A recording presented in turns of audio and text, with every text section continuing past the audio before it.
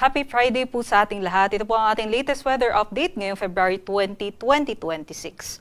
Ngayong araw, wala naman po tayong minomonitor na sama ng panahon, LPA or bagyo sa loob at labas ng ating area of responsibility.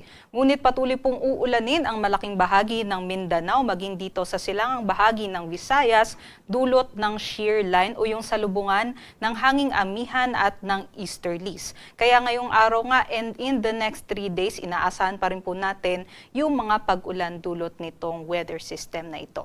Samantala, yung amihan naman po natin ay patuloy pong bumubugso at ngayon nakakaapekto naman po sa May Luzon. Kaya ngayong araw, ang forecast po natin dito sa May Luzon area, expect po natin yung maulap na panahon na merong mga mahihinang mga pag-ulan sa eastern section ng Luzon. So dito po sa may Cagayan Valley, down towards Aurora, Quezon, and also dito rin po sa may Bicol region. Aside po dyan, yung ilang bahagi din po ng Cordillera Administrative Region ay makakaranas din po ng maulap na panahon at mahihinang pag-ulan. But for the western section of Luzon, from Lawag down towards dito po sa may Mimaropa, inaasa naman po natin yung generally fair weather conditions, kabilang na po dyan ang Metro Manila. At ang agwat ng temperatura po natin dito po sa may Lawag, 24 to 32 degrees Celsius. Medyo mababa po dito sa may Tuguegarao, 24 to 29 degrees Celsius. Maging sa may Legazpi, 25 to 29 degrees Celsius. Sa may Baguio, 14 to 24 degrees Celsius. Sa Metro Manila, umiinit na nga po ng bahagya, 22 to 31 degrees Celsius. Pati na rin po sa may Tagaytay, 21 to 28 degrees Celsius. Dumako naman po tayo dito sa may Palawan, Visayas at Mindanao. Yung shear line nga natin nakakaapekto dito sa may silangang bahagi ng Visayas. So buong Eastern Visayas po yan. Maging dito sa may Cebu and Bohol, expect natin yung katamtaman hanggang sa malalakas na mga pag-ulan.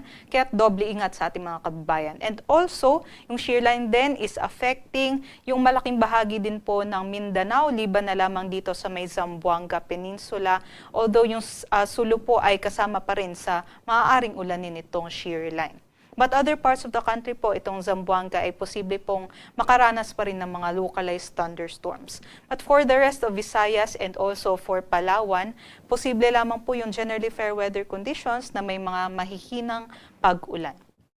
Ito naman po yung ating mga agwat ng temperatura dito po sa Visayas, Palawan, and Mindanao. Inaasahan po natin mabababa po ang temperatura dito po sa silangang bahagi ng Visayas and Mindanao dahil po yan sa shear line. So for Tacloban, 24 to 29 degrees Celsius. Sa may Cagayan de Oro, 24 to 28. Davao, 24 to 27. Mainit naman po ang ating panahon dito sa may Zamboanga. So 25 to 33 degrees Celsius po sila ngayong araw. And then for Cebu, 26 to 29. For Iloilo and Puerto Princesa, 24 to 31 degrees Celsius. While for Kalayaan Islands ay 27 to 30 degrees Celsius.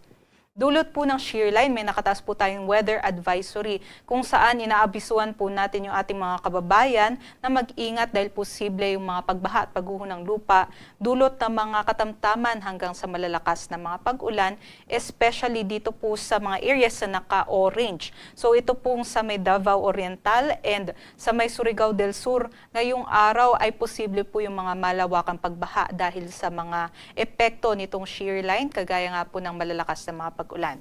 Samantala, yung naka-yellow naman po dito sa may Davao de Oro, Agusan del Sur, Agusan del Norte, Surigao del Norte, maging sa may Dinagat Islands, possible yung 50 to 100 millimeters din ng mga pag-ulan na maaari ding magdulot ng mga localized floodings. Kaya para sa ating mga kababayan, malapit po doon sa mountain areas and also yung mga malapit din sa mga river basins natin, no, ay kailangan magdoble ingat po tayo and makipag-coordinate po tayo sa ating mga local government units in case po kailangan natin mag-evacuate dun sa ating mga lugar.